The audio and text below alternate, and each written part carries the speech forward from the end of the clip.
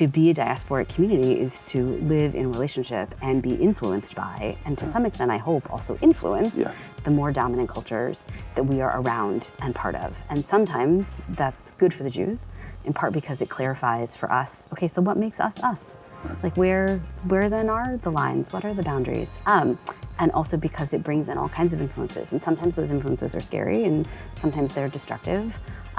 But sometimes they're also powerful and enlivening, and they help us reinvent ourselves, which I think is on some level the sort of key to Jewish survival for all of this time, is this constant ability to reinvent while telling a very old story. This week we hosted Rabbi Jessica Kirschner, the Executive Director of Stanford Hillel, and we had the opportunity to talk about a little bit about her professional and personal journey and what led her to the rabbinate and ultimately to her role today at Hillel, and kind of what she sees as the responsibilities of a Hillel in offering students and Jewish students a way to take ownership in their Jewish life and craft it and really own it, and not only receive it as consumers as a complete package. We also talked about the differences between diaspora Jewish life and in Israel a little bit, and kind of the role of community that plays in forming a meaningful life as Jews, not only on campus, but also outside in the world, and the give and take and the interplay between the twos. And it was a wonderful conversation, and I invite you to listen and follow us on our different platforms. We have TikTok and Facebook and LinkedIn, amongst others. And we look forward to hearing your feedback and your comments, and give us a follow and tell us who you think we should be interviewing next. Enjoy. Welcome to our podcast. It's a great pleasure to have Rabbi Jessica Kirschner, the Executive Director of Hillel at Stanford, a friend, I dare say. It's awesome that you're here to join us, and I'm excited to talk to you today about a little bit about yourself, your professional journey, and mostly about your work on campus and what you're seeing with students in campus life. And we'll see where the conversation takes us. But it's great to have you here. I'm excited. Awesome. So as we typically do, we'll start with a little bit of just tell us about your professional maybe journey, a little bit of your background, and like why or how you ended up where you are today. Sure. Yeah. Well, I decided I wanted to be a rabbi when I was about 10 years old. I had an incredible congregational rabbi in Oakland, California, Steve Chester. And I think I looked around at the way he was in our synagogue community and just thought, I want to do that. And I didn't know any other female rabbis at that point, but it didn't occur to me that that wasn't possible. And no one in my world said it wasn't. And in fact, everyone was really wonderfully validating. And that's awesome. As a 10-year-old, how many 10-year-olds are like, I'm going to be a rabbi? Well, I possibly should have reevaluated that along the way.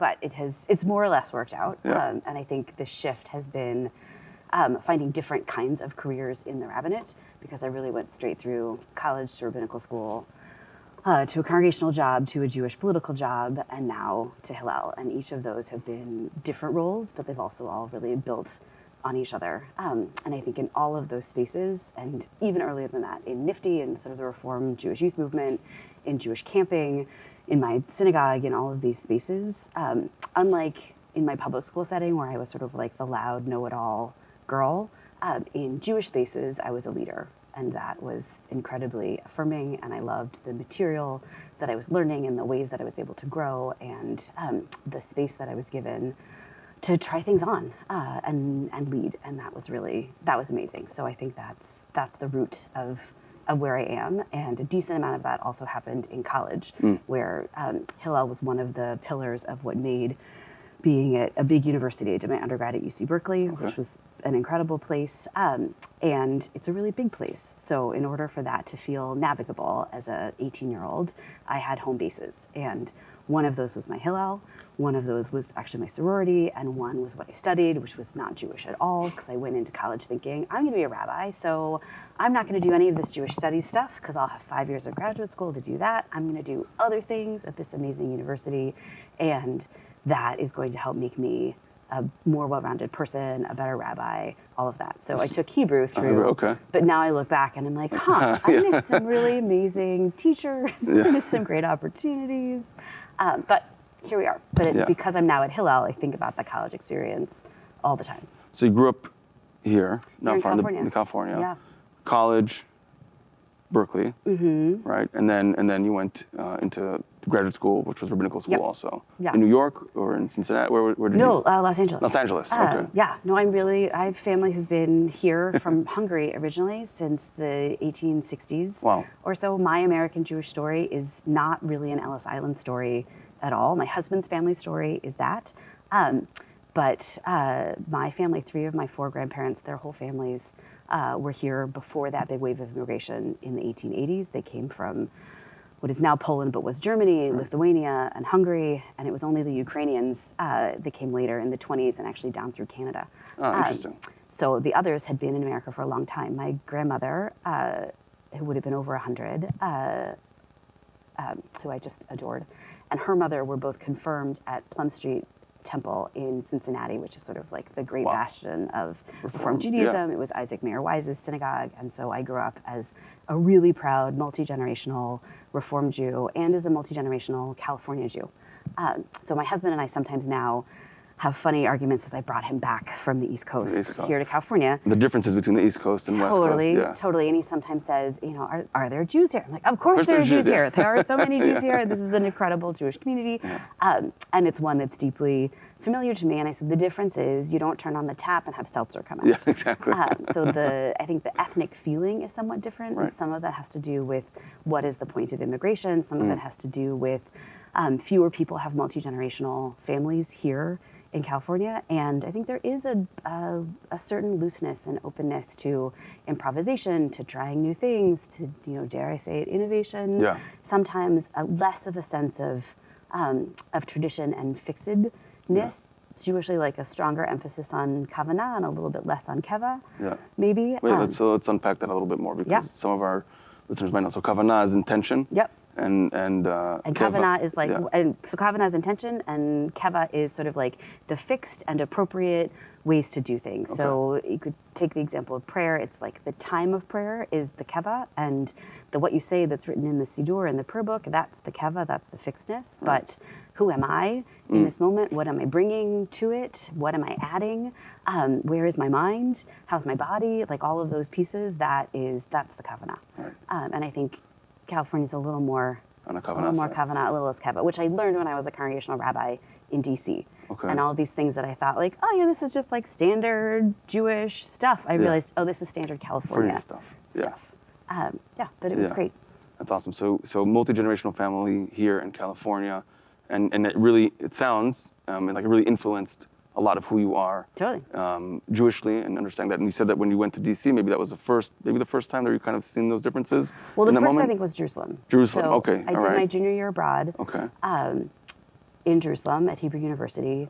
It became the first year of the Second Intifada, which made it a very interesting time to be there. So it's 2000, 2001. Yeah. And I think in my like Zionism framework, I was probably shaped by the Oslo process more than anything else. I'm in my early mid 40s now, and I think my ideology to some extent was still shaped by that as really formative. Right. I remember actually being at Stanford at a speech and debate tournament, must have been in high school, when I heard about Rabin's assassination. So like my experience of Israel is still filtered in many ways like through California and to some extent the places where I still am. But that year at Hebrew U, about half of the program went home. I was at the international school. Half went home and half of us stayed. Yeah. And for those who stayed, I think it felt like a really important moment of solidarity. Yeah. A feeling of like, okay, this is what it really means to be a united Jewish people. And it was an incredible experience. It was formative in a lot of ways. Was that during the time there was a terrorist attack on campus, or was that a few years later? That was just after. So just after. Okay. One of my dear friends from college, Marla Bennett, was killed in that bombing at the Frank Sinatra Cafe, along with a number of Americans and a larger number of Israelis, and that happened in between. So, of all awful things, I was at her funeral in San Diego, basically the week before I went back to do my first year of rabbinical school at HUC. Wow. Those intense years are really formative. They were really formative, yeah. It's hard. Yeah. And some of my biggest Jewish experiences were there. I think I went into that, particularly the junior year process, thinking like, oh, maybe Aliyah is somewhere in my future, at least an openness to that. And I came away certainly from the second year that I lived there, thinking, nope, the community that I'm really invested in terms of like where I want to spend the bulk of my professional energy and build my life, is the American Jewish community, which is a whole other interesting thing. So that's what I've done. Yeah. So then you came back, completed rabbinical school, and then off to the professional. And then after professional, I went into rabbinical school thinking I'm going to be a Hillel rabbi, or I'm going to be a social justice focused rabbi. I'm not going to be a congregational rabbi. And at least at that point, HUC was really oriented, I think, to turning people into congregational rabbis. So one, that was a great part of my training.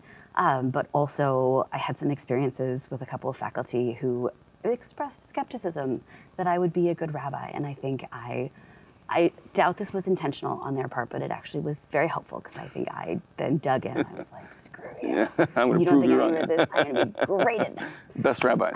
Best rabbis. Totally. Operating out of anger is it's always good. Good. Yeah. Maybe not. I'm working on a sermon about that for Rosh Hashanah, so we'll see how it goes. Okay. So then I went to DC and actually got to blend a lot of things when I was there. One, that congregation taught me how to be a rabbi, because when you're 26 years old, you actually have no idea. Yeah. But they were really wonderful in a lot of ways. And then it also opened up opportunities to bring the social justice work that I had really understood from growing up, that like this is a core part of being Jewish, and maybe that's a core part of being an American Jew. I haven't totally parsed that out for myself yet, but like my earliest memories of my dad were him leaving our house, I was probably 4-ish, to go to a Temple Sinai Social Action Committee meeting. He was doing that all the time. And it was a big synagogue in downtown Oakland, and we stayed in downtown Oakland despite the city going through all kinds of ups and downs in terms of American urban development, and really having a sense from a very early age, both my family and my congregation, that part of what Jews did was we showed up for each other and around our cycles of time, whether it was Shabbat or the holidays or the life cycle, but we also showed up in our city. And we were very much part of the fabric of that place. We were responsible for it, we were part of it, and watching my rabbi be engaged in all kinds of civic life, and then watching my family do it, I think gave me this sense of like, okay, this is who Jews are and what we do, and that has remained, I think, incredibly inspiring. So I had a chance when I was in DC to build some of that into my rabbinate. There were a number of Reform rabbis sort of led by Jonah Pesner and Rachel Shimoner and Steph Colin and some other people who were really getting into community organizing as a modality that could move congregations, which is very exciting. And I was working in a synagogue that had a strong legacy around social justice. Balfour Brickner had been their founding rabbi, and then Eugene Lippman, both of whom had been really instrumental in getting the Religious Action Center of Reform Judaism started. I don't know if it is still true, but at the time, it was the only synagogue I'd ever heard of that on the bima had an Israeli flag, an American flag, and a UN flag, because there had been congregants who were really instrumental in getting the UN started. And that piece of the Jewish American story about human rights, about organization building, about that kind of like mid-century American expansion of democracy and of building communities around the world. Like Jews played a big role in that, and I think it was a part of this congregation's in particular sort of post-Holocaust identity, and that felt like a really wonderful fit for me. So I both like learned how to be a congregational rabbi, and then also a couple of years in had an opportunity to start community organizing, and we became the first synagogue to join what was the Washington Interfaith Network, part of the Industrial Areas Foundation, and really use the like meeting after meeting and individual conversation to try to elicit, okay, what matters in this community, what matters in other communities, and I loved that it got me into really local issues in DC. It got our congregation connected to other congregations all across the city. It broke us out of Northwest. DC is in some ways still a pretty segregated city. And most people I knew almost never left the Northwest quadrant. And this pushed us in all kinds of places and spaces. I got to give a sermon at what was the masjid for, they called it the National Mosque, and I'm remembering the place and not its formal name, which I feel badly about, but I think I was the first Jewish speaker there, and it had at least some connections at some point historically with the Nation of Islam. So the idea of there then being a Jewish community that was working in partnership with this community was a big deal. It is a big deal. And I remember standing there without my shoes on in the middle of the space, speaking to this really diverse room of people, talking about Yerushalayim shel Lamala and Yerushalayim shel Lamata, the Jerusalem that kind of floats above, this ideal world that we're striving for, and the Jerusalem or the world that we really live in, and how do we connect these two things? And that language about world as it is and world as it should be is deeply baked into this kind of community organizing. Do you still have that sermon? No, because I made it up on the fly. Oh, come on. You got to write it up. I'm sure it's brilliant. It felt powerful to me, I will say, to be able to be there and in that space and delivering that message. Yeah. So there were experiences like that. There was time, I remember we were in the city manager's office in DC, and with this incredibly diverse group of leaders, we were, Black and white and Christian and Jewish and Muslim and everything else, and telling him that he needed to change this massive contract. It was a multi-billion-dollar deal. It came out of a sort of arcane thing about stormwater runoff and how stormwater and sewage flow into the same system because DC had old infrastructure that needed to be replaced. And so they had had a contract with, I think, Siemens, the German engineering company, to dig these massive tunnels under the Anacostia River. And they were going to do this, and it was done, and it was great, and he thought he was all set. And we were like, wait a minute. In this huge plan that's all local, going to be paid by local ratepayers, there's no plan for local jobs. There's nothing about this that's sustainable. And it had become this issue that united our congregation that cared about environmental issues and that for the most part were homeowners and lived literally uphill in Northwest, and all of these other folks in other parts of DC where they were dealing with 27% unemployment in their neighborhoods and were downhill, and also all the water was flowing to them. And we were in partnership with a labor union who said, we can train people for jobs that are about green interventions, and you can build rainwater storage facilities, you can have green roofs, you can do all these things uptown to hold the water that'll keep so much of it from flowing into this system. Those are trainable jobs for which you do not need a college education. They can be sustainable jobs for communities. And we were there making trouble in the city manager's office, and he was like, why do I have to relate to you? Basically, initially he was polite, but wanted us to go away. And we kept pushing and pushing and pushing. And it was years of meetings and showing up at all kinds of political events across the city and creating all kinds of events, and lots of time spent at the sewage treatment plant, which is not what I spent rabbinical school thinking I'd be doing. But then when I was there, I was like, oh, actually, this is an amazing place to be a rabbi. Totally. There's Torah and everything. And that the meeting, I don't know, probably 2 years into the process, when he slammed his hand on his desk and said, I walked out, part of me thinking he got very upset, and part of me was flustered about that, and our organizer said, no, that means we're winning. We're under his skin. We have changed the conversation. Amazing. And eventually I left the congregation. I had a chance to come back here to California, and my parents are here, and so this is where we wanted to be. I got married, and I got a letter about a year after we'd moved here that was a copy of the MOU, the Memo of Understanding that was signed between the city and this group of community organizers that had created a huge jobs program out of this project. And I was like, it took, I think, 6 years, but it really made a huge difference. And so that was a beautiful, I think, coming together of what I thought a rabbi's job was, what my congregation thought a rabbi's job was, and what this sort of broader community could conceptualize a rabbi's job being. Cool. Yeah. So the way you told us a very clear through line almost, right, about this idea of growing up and seeing how the Jewish community is very responsible for each other, but also to its communities or its neighboring communities or the context in which it's living. You also mentioned in the synagogue this idea of having the UN flag there and why it's there. It brings up this book it's on my nightstand, and I read 2/3 of it. It's brilliant, but at some point, it's great. Rooted Cosmopolitans, and it's about the origins of the UN and the role of Jews in writing the Charter for Human Rights, and a lot of this comes up again in understanding that both are true, right? And in fact, they're very much in conversation, but the need to allow for groups to celebrate their own uniqueness. And what the implication is that there are others that have that right as well, and how those kind of play together. And it's brilliant how it came through your childhood, in that you went in that moment in the sewage facility, right? Working with all these, at first he said it was working with all the other communities. I was like, oh, all the other Jewish communities. And then it became clear, like, no, we were the only Jewish community working with the other, other faith-based or not, communities and organizations in that area, all with the same kind of goal of improving the city and everybody's lives in it. And uplifting everybody through that. That's great. Yeah, that's really it was amazing. It was also a very different kind of DC experience.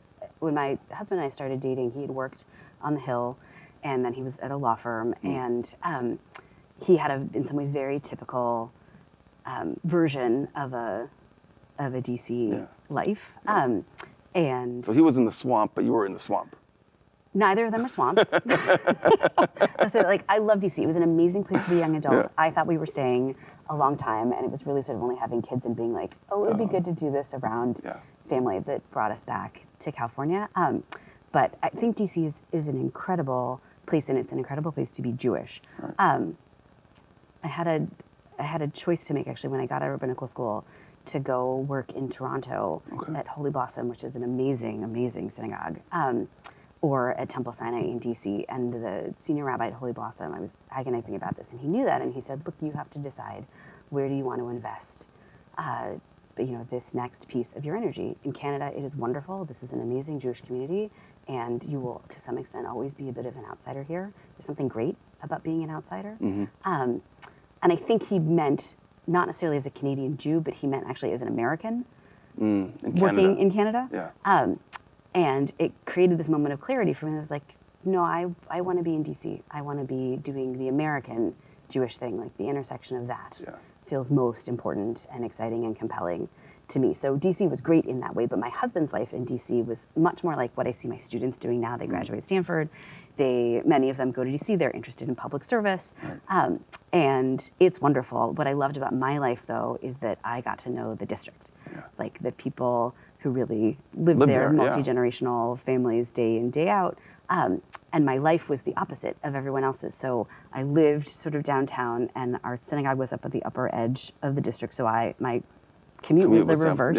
And in some ways, my life was the reverse. I got to work with these incredible people who were in the news all the time and doing amazing things, and really leading our country, both up in front and behind the scenes. But I related to them in their personal lives, and around their kids, and around their tragedies and their joys. And I got to be their rabbi, which was an incredible gift. So that was amazing. But at night, I'd sort of bring it home and be like, oh, we are living in two different versions of the same city, and that was just really interesting. Yeah.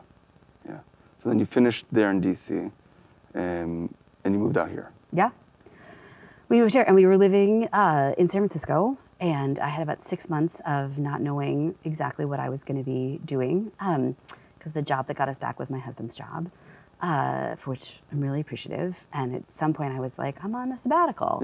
Oh, this is what this is. And he said, no, it's only a sabbatical if someone's paying you. He's like, you are. He's like, well, honey, this is marriage, and thank you, you're wonderful. So it gave me a little bit of time to explore San Francisco and explore this job, which was opening up, working for the Reform Movement.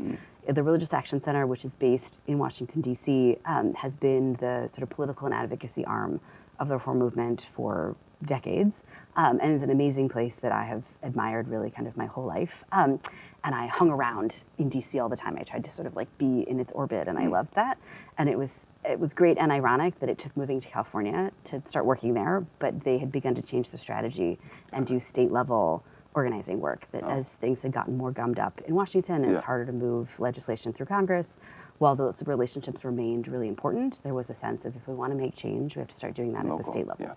So some amazing rabbis had gotten a project going called Reform California, that was both organizing themselves and then organizing their congregations to be working on state level work and relationship building. And so they hired me to be the Northern California organizer, which was great. It meant I got to parachute into all kinds of synagogues up here and talk about community organizing and teach people those skills, and do lobby days in Sacramento and get to know kind of our state level politics and try to get people more excited about, hey, you can have a huge impact on all of these local issues. And it was an echo of the experience in DC, where lots of my friends wanted to focus on the federal pieces. And like, it's glamorous, it's, dorky, sexy, but really great in its way.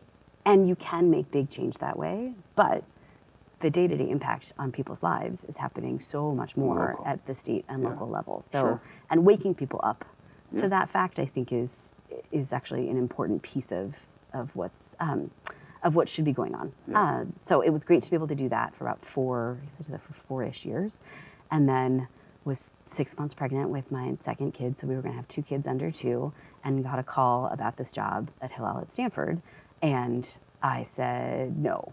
Like, we live an hour away.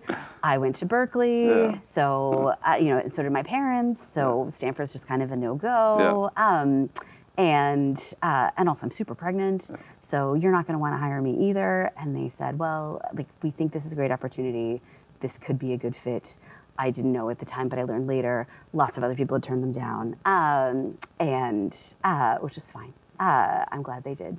And it did, in fact, become an amazing opportunity. So I've been now at Hillel at Stanford for 7 years. Amazing. Yeah. So let's talk a little bit about Hillel and your experiences there. Sure. So when you got there, because you've mentioned that you were active in Hillel as an undergrad, but it wasn't and you thought you were going to be a Hillel rabbi when you were training. Yeah. But in between, you weren't in contact. So it was like new. A lot of catching up to do. Totally new. And Hillel had changed a lot. Yeah. So one of the, it's funny, I feel like I'm remembering 2 formative experiences as a student at Hillel. One was on the student orientation weekend. I grabbed 2 of my friends from Jewish summer camp who were also at orientation weekend, because we were at camp together that summer, and we had come off of that to come back for orientation for the weekend. And I said, let's go check out the Hillel. And so we walked up the hill and banged on the door with an attitude of sort of like, what have you got for us? And the person who opened the door on the other side, this man named Josh Miller, who was the program director, who had been our favorite song leader at camp, amazingly, and we didn't know he was there. And he was like, awesome, you guys are the solution to this problem I'm working on, which is the Reform Minyan had sort of dissolved. Yeah, it had had its organizational cycle and really needed to be revived. And so I think we were his path to doing that. And it was actually spectacular. And we but us too, I guess, rebuilt that minyan so that there were then more than 100 people every Shabbat down in the basement of Hillel, singing. And then we go up and do this wonderfully pluralistic dinner where all of the different minyanim kind of gathered together. And that was awesome. And that was my picture of sort of what a pluralistic Jewish world could be. And as I did more and more leadership at Hillel, for the Hillel altogether, and eventually was the student president and that kind of stuff, at some point ran into interesting moments of thinking I'm a bad pluralist. And I remember walking down the hall of that Hillel and saying that out loud. And now I look back and think, okay, what I meant by that was, I think Reform Judaism is an amazing way of being Jewish. There are lots of amazing ways of being Jewish, and they are all worthy of respect. So if Jewish pluralism means everyone has to default to the version that is most traditionally observant because that's the right way, then I'm a very bad pluralist. But if pluralism is creating environments where all different kinds of Jews can thrive as the kind of Jews that they want to be, that is a pluralism that is exciting to me. So that's a piece that we're trying to build at Stanford, and it's part of what to me is really interesting about the Hillel movement, is that it's one of the few organizations trying to do that at incredibly diverse environments. So commuter schools and community colleges and big state schools and small private liberal arts schools and marquee institutions and colleges nobody's ever heard of, who all have different relationships to their Jewish communities. And the vision, I think, is that everybody has a place. If you want to be part of this Jewish community, we want you to be part of this Jewish community, and it is here for you. Not because there's a right way or a particular way of being Jewish, but there's your way, and we want to support you to do that as deeply and effectively and joyfully as possible. And that's a really amazing thing to be able to do with young people and to build a community doing that. But it's hard. So I think that was one super formative experience in college, and a different one was being there the year in between my 2 years in Israel. I was the president of our Hillel, and it was the beginning of the BDS movement, which had its organizing conference actually at Berkeley, at the law school, which is right across the street from the Hillel. So I, registered for the conference along with my Hillel director to go see what was happening. And there was no plan to be disruptive, but it was to understand what was going on. And the minute we walked in the door, we were sort of flagged as the Zionists, and he was exited, which I don't actually think was appropriate, but that's how it was handled at the moment. And I got a minder for the rest of the day. In every room I walked into, this person stood up and said, "We need to let you know there's a Zionist here. This is who she is." They followed me into the bathroom. It was like it was very interesting. And Wow. the whole second half of that year became really about the Israeli-Palestinian conflict. And I had just come off of this year in Jerusalem, which had been formative and powerful in a million ways, but now was living it on a college campus. CNN was parked in Sproul Plaza for half of it became this national story, which is sort of bizarre because it was just college kids. But leading in that moment and trying to figure out how to lead a diverse Jewish community, to say, as much as possible, we have differences of opinion, but we try to speak with one voice. And how do we do that and keep as many people as we can in the tent? I had a big taste of that in that year, and then I went into rabbinical school and did all this other stuff. Right. And then coming back to Hillel 20 years later, Israel had become such a central part of the conversation, and that was really different. And the ecosystem of organizations that were working on campuses or around campuses, especially connected to Israel, that was totally new in my experience. And so getting used to that and figuring out how to navigate all of that was interesting and complicated. Yeah, so you're mentioning, what I'm hearing you saying, that you're mentioning a part of the role, or what you're trying to do, is create this space for pluralistic, I'd call it almost, it's like the infrastructure, almost a town square. And then there's the two arenas where this comes to play a lot, is the Jewish practice one, and the other one is around Israel and Zionism. Yeah, and I think the overarching thing that unites those, the question really is, what does it mean to try to be one community? And part of what I love about Hillel is that it insists on trying to be one community.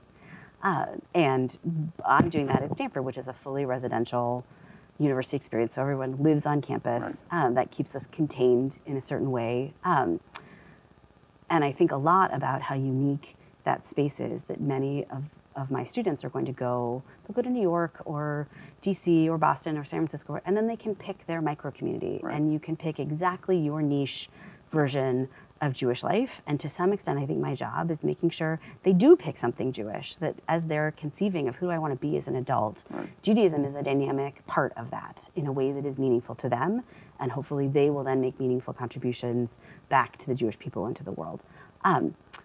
But a piece of it also, I think, is trying to model for them what is it to try to wrestle with the real differences that we have amongst ourselves, and what is it to learn, sometimes painfully, how to respect other people's ways of being Jewish. And that can be really hard.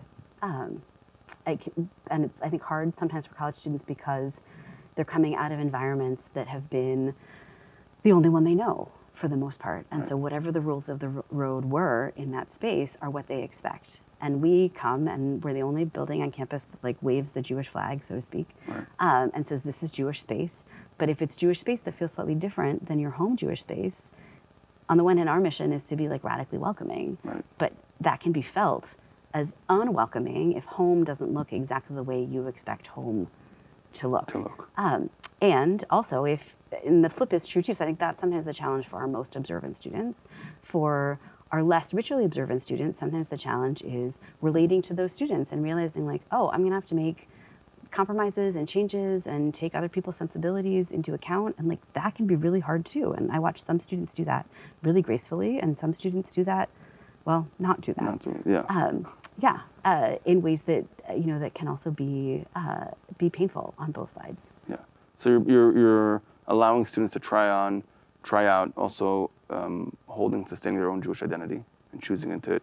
Also what it means to live in a maybe contained, but at least a diverse Jewish setting where they can come in contact with other types of Jews and backgrounds and kind of see how that influences them. And so it's really like a way to try out, and then later in life when they go out, that's another way on top of the academic, a way to kind of prepare them for what they might need to choose when they leave,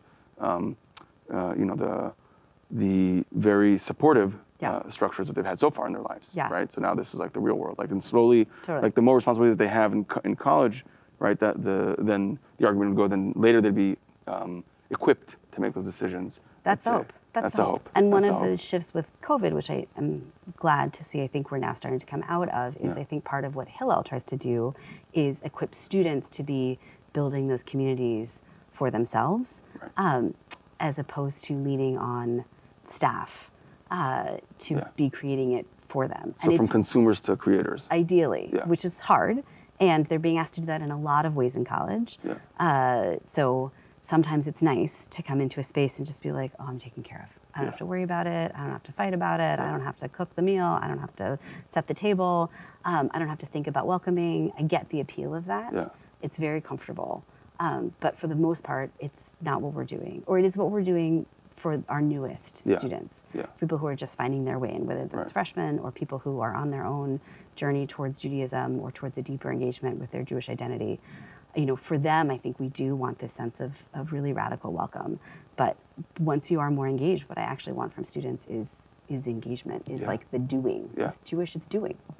It is all about doing. I find it, I think that one of the things that are like kind of in the back of my mind always, I mean, in this conversation, but also, in the role in the JCC and in general what we're seeing in the world is that like more and more the world is being, I mean, it's not like some huge revelation. It's not going to be shocking to anybody, but the world is becoming more and more commodified, right? And everything is treated, especially I think even more so here, right, where we are on the West Coast, of like everything's a product you can go and consume, and everything's catered to your own specific needs. It's very isolating. It's a lot about the individual, not about a community.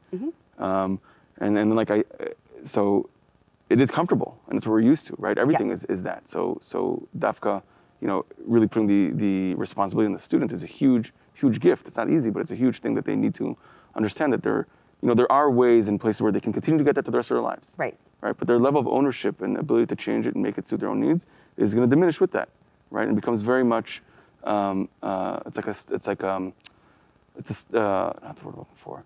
It's not going to be so organic to their experience.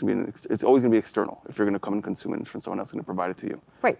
Yeah. And I think we see this in other parts of American Jewish life. So to me, in some ways, this is a very American way of behaving and interacting with the world, that kind of hyper-individualism. And as the Jewish community has gotten more affluent, we are taking on many of the qualities of sort of more affluent Americans, which is that everything should work perfectly for me with as little friction as possible. And I don't that's not community. It's not Judaism. No, it's not Judaism. Really. And I think what it creates when you repeat that over time is a very, even if it comes with deep knowledge, still a loose sense of commitment. That you're present for the things that you need and then you leave, as opposed to understanding, wait a minute, I'm part of an organic community. What I put in actually really matters. My presence is important. Sending meals in my community matters, whether the person needs the food or could afford to do DoorDash on their own. Right. But being able to do that and for me to show up actually matters. And I think it matters. We tend to understand how much it matters to the person on the other side. We don't tend to understand how much it actually matters to us and our own identity. But to some extent, I think that's the key important piece. Yeah, and it really is about community. And I think that we're coming up on this is the risk. You put two rabbis on a couch to talk, right? We'll never stop talking. We're going to veer into we're Chodesh Elul and the high holidays and all.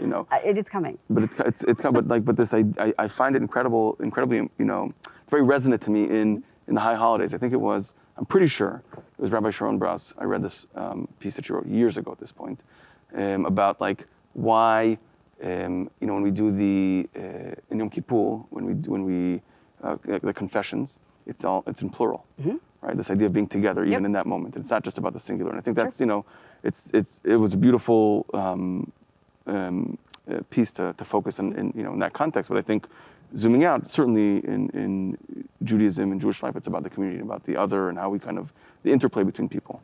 Right, but in a broader culture, I mean, this I think is both the wisdom and the challenge of diasporic Judaism, that we are deeply informed by the broader culture that we live in. And America has been in sort of an anti-communitarian phase for a while now. In Robert Putnam's piece about bowling alone, that is not new. No. It's decades old. Yeah. And it's not just, and it's not Jewish. It's not a Jewish problem. But it is deeply Jewish because... I mean, what I mean to say, it's not a uniquely Jewish problem. No, that's it's an American problem. Yes, we could make arguments about whether it's also an Israeli problem, and that's a whole other interesting thing. But I don't know if we want to go there today. But I do...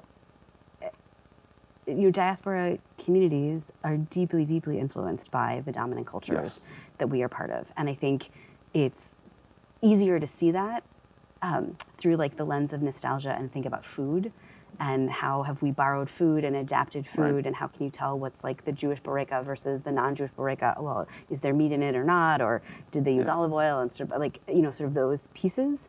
But the story, the meta story that is really flowing underneath that is to be a diasporic community is to live in relationship and be influenced by, and to some extent, I hope, also influence the more dominant cultures that we are around and part of. And sometimes that's good for the Jews, in part because it clarifies for us, okay, so what makes us us? Like where then are the lines? What are the boundaries? And also because it brings in all kinds of influences. And sometimes those influences are scary and sometimes they're destructive. But sometimes they're also powerful and enlivening and they help us reinvent ourselves, which I think is on some level the sort of key to Jewish survival for all of this time, is this constant ability to reinvent while telling a very old story and saying, oh, we're not really changing, but actually we're changing radically and all the time, but we're able to do that with a sense of continuity tied to a much older story, deeply rooted in the past. Within a communal setting and all that reinforced each other. I mean, I think the technology of diasporic life in general, the brilliance of just the way Jews have practiced and lived over a millennia was, how do we maintain a sense of identity, individual and communal, without sovereignty? Right? And then all the systems around that, what we eat, what we dress, who we marry, we had our own legal systems, whatever was about that.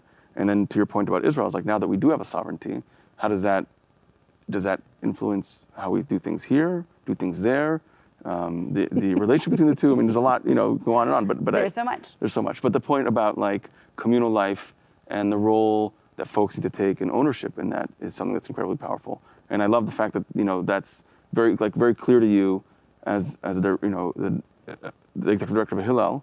That's the mission. Right? We're really prepping the kids to step out into the world and giving the tools to be, proactive Jews, I guess. Yeah, because they have to be. I mean, the part that's interesting to me is if I'm really a Jewish student of anything, it's sort of American Jewish history more deeply than any of the other places where you could dive into the sea of Jewish life and learning. And part of our success here has been as institution builders. And we're in this interesting moment where some of those legacy institutions falling away, our new ones rising, our old ones reinventing themselves. Hillel's sort of a fascinating one that's on its own really interesting journey as both a international movement and as a place that's really hyper specific. I'm an independent 501c3. I don't work for Stanford and I don't work for Hillel International. And neither does my staff. Right. Those two relationships are absolutely crucial to me. I wouldn't exist. I wouldn't have a purpose without them. But they're not entirely who I am. I'm something different or my institution is something different that exists in this special place. And that ability to sort of build Jewish life that is meaningful and speaks to both the dominant world that we're living in, but also helps navigate that world with meaning and a sense of community and rootedness. It reminds me actually back to my college experience. How do you make a big university work if you're one little atomic individual running through it? If you're by yourself, it's incredibly difficult. Right. And I think we're seeing plagues of loneliness and disconnection But if you have a community, if you're able to root yourself in a sense of home and belonging and friendships and accountability, that makes big, confusing, wonderful, complicated places, whether that's a university or America or the world, navigable for us in our like individual human selves. And that being community also means a lot of give and take. And that runs up against this kind of American ethos of I should be able to do exactly what I want whenever I want. And so trying to figure out how to navigate that, how to help students navigate that, that's really interesting. And part of what makes Hillel at Stanford special is we also have a pretty significant Israeli community who are present on campus, especially as graduate students and postdocs, which means often they're here with families. So we then, I think, run a very special Hillel in some ways that like we serve the 600 Jewish undergraduates of Stanford University and the somewhere between 1,000 and 1,200 graduate students and postdocs. Wow. I know we get this nice Jewish number of 1,800 Jews at Stanford. But about 100 of those, especially in the grad student space, are actually Israelis. And that has been super interesting because they're trying to navigate all kinds of things while they live here and trying to figure out, am I living here permanently or temporarily? And one of the challenges I think many of them don't expect is I'm going to have to form a Jewish community and an identity. Like that's not set for me. I have to find it and I have to build it. And I'm not always sure that their lives in Israel, as brilliant as all of these students are, have equipped them for those really crucial Jewish questions. And so this is a place where I think the diaspora, and maybe especially the North American community, has a lot to teach Israelis, actually. And so I love when our Israelis stay, and I also love seeing our Israelis go back to Israel and think about their Judaism differently and think about what's the Jewish life I want to build, what's the bar mitzvah or bat mitzvah experience I want my children to have, what's the community I want to be part of, who's my rabbi, and how can I take ownership of this? And because Hebrew is not a barrier to engagement, in some ways they can go so deep into our text and into this incredibly rich world, but in some ways it's the inverse, I think, of the American Jewish experience, which is American Jews feel ownership of their Judaism. I have to determine it for myself. I have to join, I have to create, I have to belong, I have to build. And I often don't know the language that much of this is in. So a lot of it feels inaccessible or mysterious. And some people actually love the mystery. This has been an interesting piece of being a Reform rabbi where I'm like, I like praying in Hebrew and I like praying in English. I like knowing what the words mean. But I have learned many people don't like knowing what the words mean. It's like, oh, I like it when I'm mumbling. And that it feels real. It's mystical and special, but that's not really what I believe.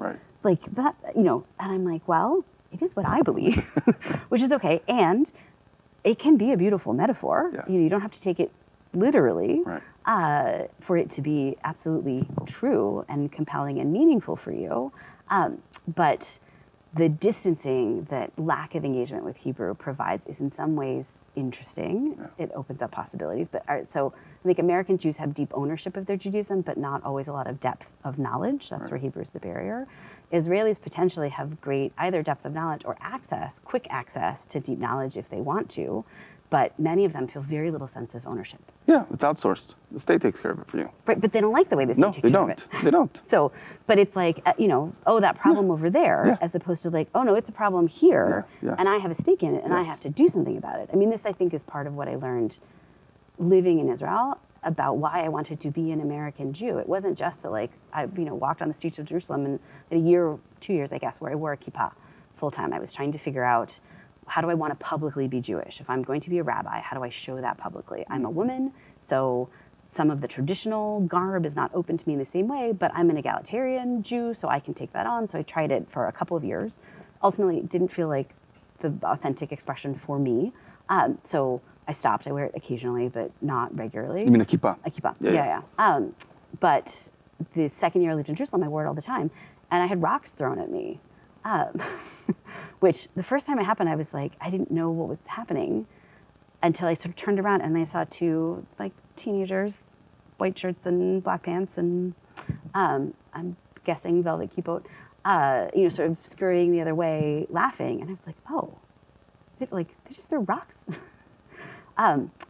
and it was clarifying in that, like, okay, this is probably not the Jewish community where I want to be a Jewish leader, or even where I want to be a Jew. But the coming back to America and having a sense of, okay, well, this is the community, the kinds of communities we want to build that are actually ideally respectful of lots of different ways of being Jewish. That feels really crucial. And I think that piece has been missing in Israel, and it's part of what makes my Zionism like somewhat painful. My relationship with Israel is complicated. It's most complicated by Jewish questions, actually, in some ways more than almost anything else. Like I have political differences. I have all kinds of thoughts and feelings about Israel, and I love it. And as much as it claims to be the Jewish home, it's not an effective Jewish home for a lot of Jews, and the failure to understand that is really painful. So I think there is a place here for a lot of potential learning. You know, as much as American Jews, North American Jews, go to Israel and have an amazing experience, and we spend a lot of energy like sending students on birthright. I wish the reverse experience were happening too, and I wish it could happen also without a sense of chauvinism of like, oh, we're doing it right over here, and you guys are doing it wrong over here, which I think is part of the tenor of the conversation now. But instead has a deeper sense of like, there's a lot to learn from both communities. Like mutually, there's a lot of wisdom.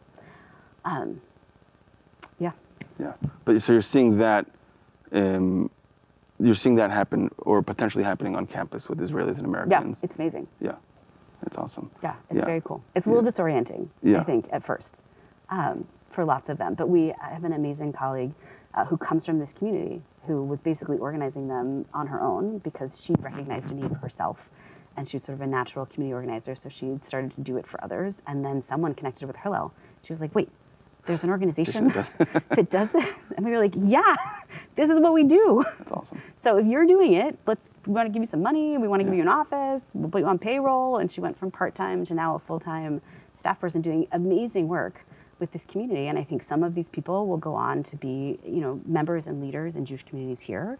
And most of them will go back to Israel. And I hope it be really informed by their experience here about what it could be to take ownership of their Jewish life there too. Yeah.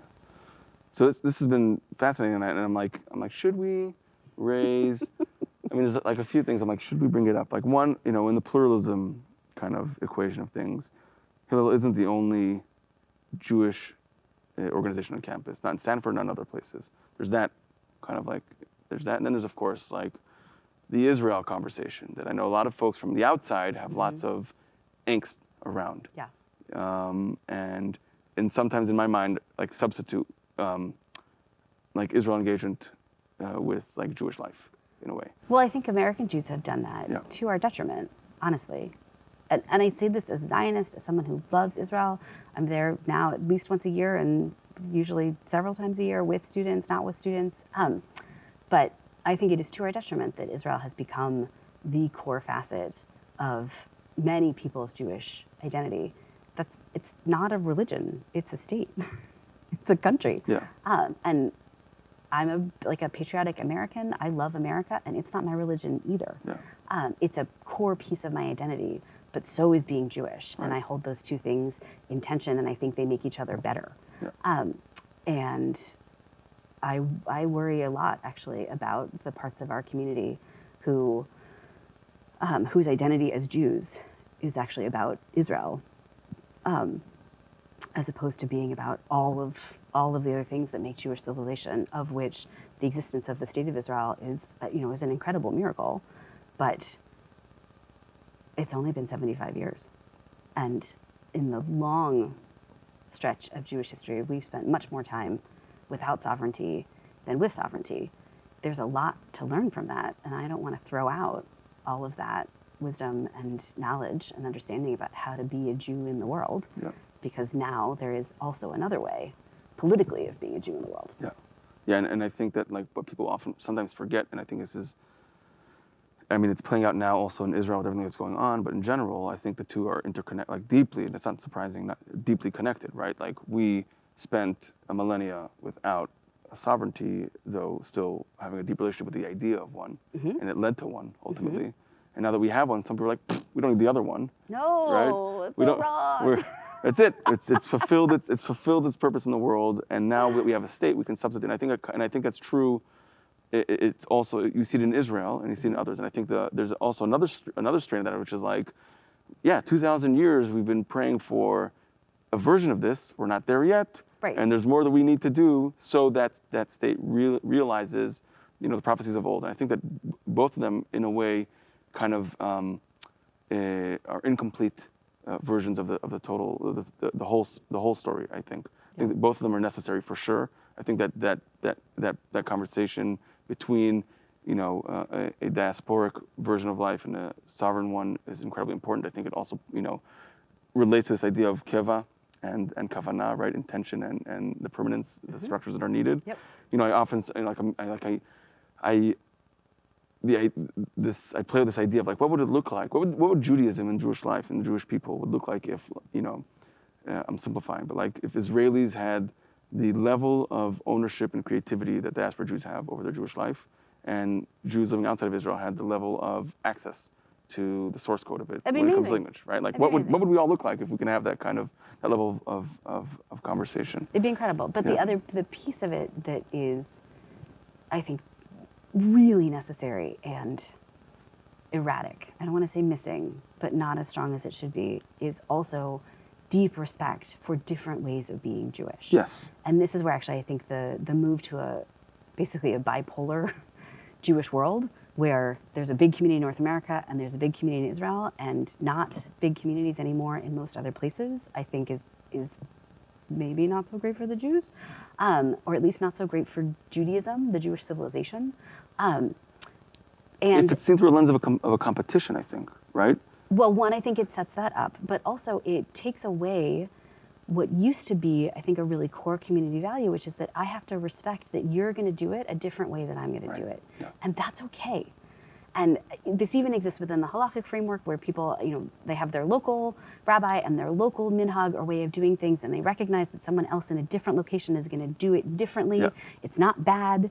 It's different. Yes. And it's still Jewish. And I think we're moving to this place, and I think that's like a huge, huge, huge piece of diaspora wisdom. Yes. That we can do it lots of different ways, and those are all good ways. I mean, there are probably some bad ways too, like there are boundaries somewhere. Yeah. But fundamentally, there are lots of good ways to be Jewish. And I think when we consolidate in the way that we have, and when you bring in questions of power, whether that's about the power of money or the power of the state, or in Israel, both, then we create a really different set of problems, and we erode the respect for other kinds of Jewish communities that I think has been really fundamental to Jewish diaspora identity for hundreds of years, which doesn't mean there isn't huge tension. Like, the Hasidim and the Mitnadim hated each other. Yeah. They got each other thrown in jail. Like, it was not always so peaceful and wonderful.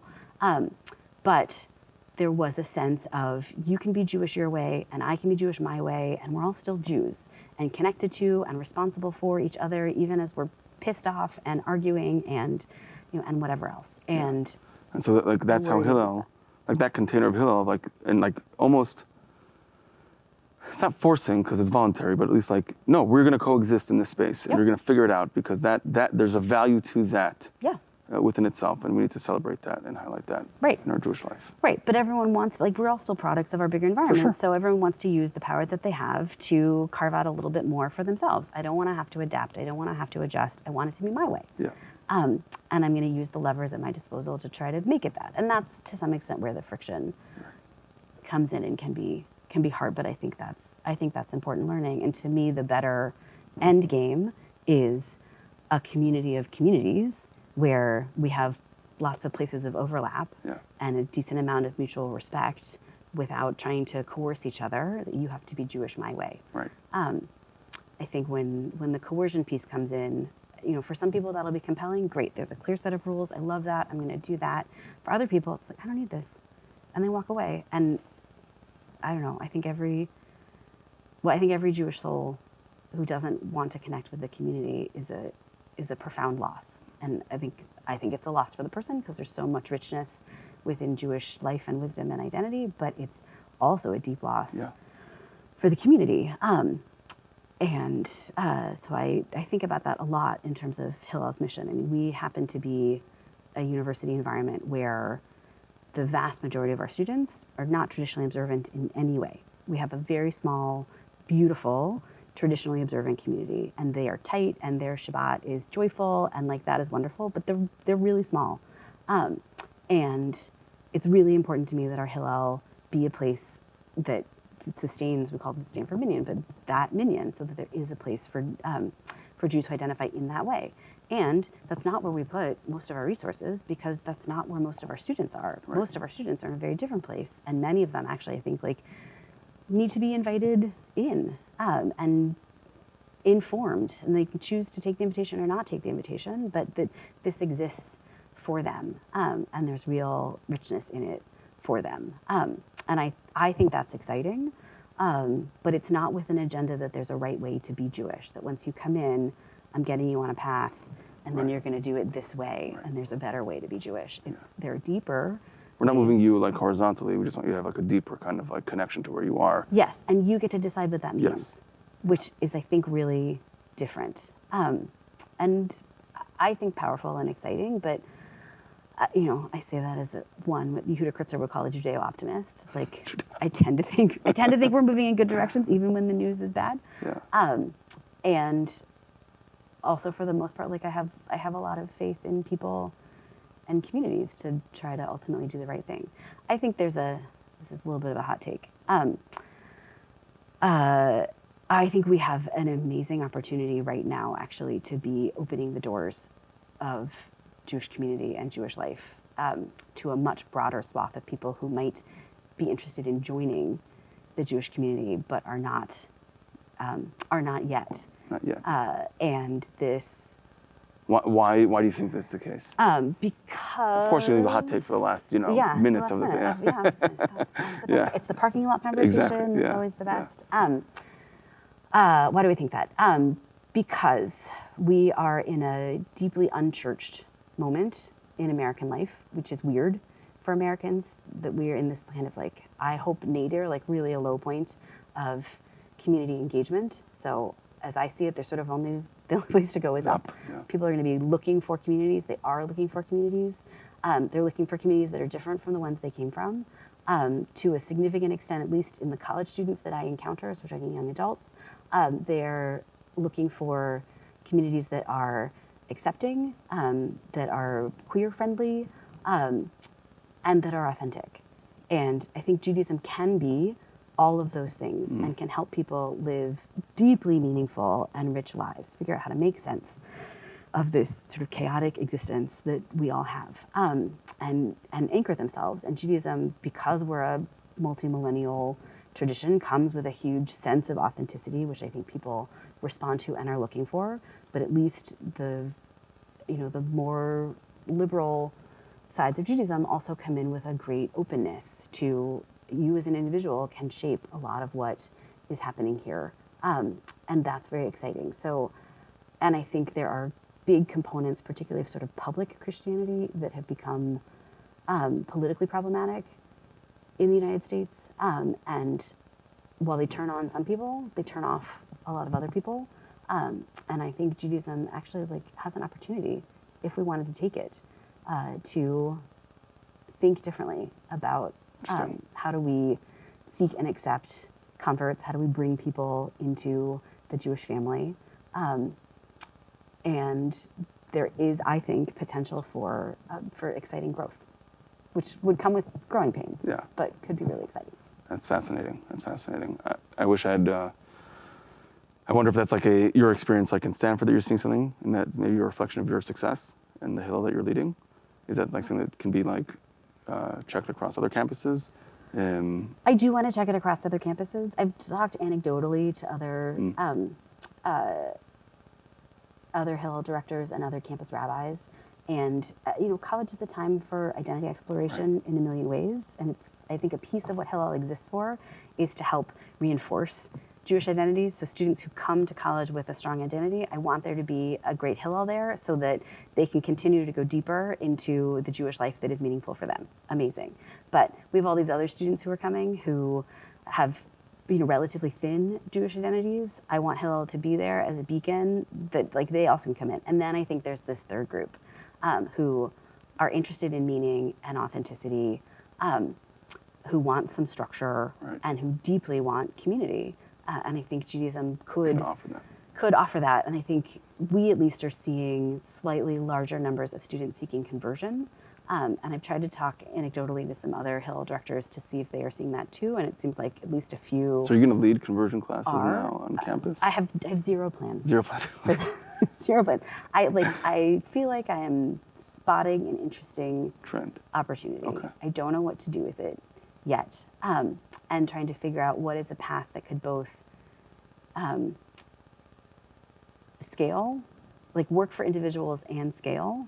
This is very Silicon Valley conversation now. Of course. What is the user experience, and then what is its scalability, and also work for the Jewish world is a whole other piece of the question. Like, if Hillel, no one at Hillel is proposing this, and I'm not proposing it yet either, but I think about it. Yeah. If we thought about conversion differently, if we got really organized about how do we teach Intro to Judaism classes, how do we invite people in, how do we scale the conversion process so that lots of people are doing it, and then they go out into the Jewish world, they need to fit into the Jewish world. Right. And part of my challenge as a Reformed Jew is so much of what has happened in Israel in terms of its rejection of other ways of being Jewish. And so I don't want to bring a huge group of converts into a world where they're going to get rejected by a bunch of other Jews. Like that's not a kindness.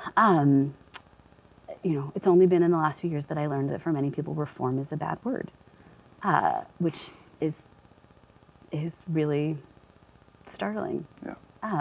And honestly painful, because I think it's a beautiful way of being Jewish. It's only one way of being Jewish. But the wisdom of the diaspora, I think, is that there can be lots of good ways of doing this. And I think there's so much in our tradition that could be rich and powerful and meaningful for so many people beyond those who happen to get lucky and be born into Jewish families.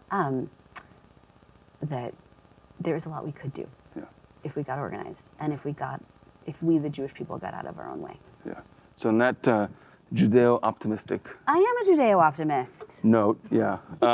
Thank you for joining us. Me. I appreciate it. It's always fun to have these conversations with you. I learn a lot from them, and I'm really grateful that we have such great leaders on campus. Such an important and crucial moment for identity search and formation, to have these opportunities for kids to have these young adults have these conversations and try out these different things, and in supportive and kind of very with a lot of vision and thought and kavanah and keva as part of it, I think is really, really inspiring. So thank you really for taking the time. My pleasure. I love that we could talk about this for an hour and not talk about anti-Semitism. I think that's amazing. And if I can leave with a message, I want it to be that for people, that college is the most universal Jewish experience that American Jews are having. More American Jews go to college. Almost 100% of American Jews go to some form of college. That's more than go to Passover Seder. It's more than light Shabbat candles. It's more than have a bar bat mitzvah. They're going to college. So college is an incredibly important place for Jewish life, and it's a really rich and wonderful place for Jewish life, which doesn't mean there aren't moments that are painful and weird and icky, but like, welcome to being a Jew. Yeah. And this is where we learn how to do that. And Jewish life, our Jewish identity, I think this is actually like the deepest wisdom of the diaspora, can't be built on negativity. That, as Taylor Swift would say, the hater's gonna hate. Yes. And sometimes they do. And so we have to know how to deal with that, and we have to, be ready for that. But we have to love who we are, and find great joy and meaning in it. Otherwise, the rest of it's not worth it. Yeah. And you can't build an identity around fighting all the time. No. I mean, you can for a little while, and it feels exciting, and then it's exhausting. It works for organizing, it doesn't work for sustained communal life. Right, exactly. And we are a multi-millennial people, so I want us around for the next 4,000 years. So we can't build our identity around the danger that we are constantly in. We have to have an awareness of it. That's just responsible, but the identity piece has to be built around what is meaningful, what is joyful, what is sustaining, what helps to connect me to people, to myself, and to God. And like what are the highest and best ways to do all of that? And how am I constantly being invited into those conversations, inviting other people into those conversations? Like that's what real rich Jewish identity is. And the other stuff is the other stuff. And it's there and we have to deal with it, but we deal with it better when we know and love who we are. And I think Hillel is an amazing vehicle for helping students deepen that, discover that, be invited into that. It's awesome. That's amazing. Thank you. Yeah, my Great. pleasure. Thanks for having me.